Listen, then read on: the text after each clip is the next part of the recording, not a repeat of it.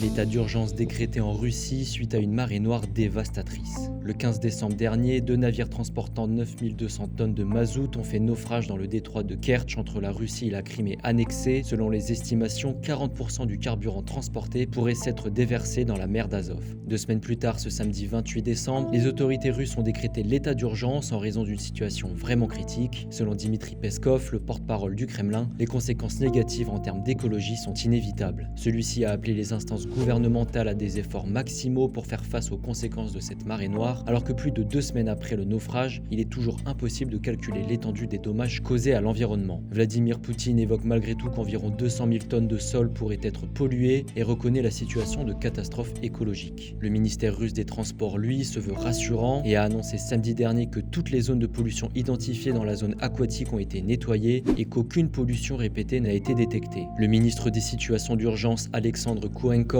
nuance lui ses déclarations en précisant que la menace d'une nouvelle fuite de fioul en mer Noire due aux pétroliers coulés et à leur déversement sur le rivage persiste. Des milliers de volontaires se sont mobilisés pour nettoyer les plages du sud-ouest de la Russie, souillées par les déversements de mazout, malgré des équipements insuffisants face à l'ampleur des dégâts. Sans bulldozer ni camion, les volontaires se retrouvent forcés de travailler à la pelle, aidés de sacs poubelles.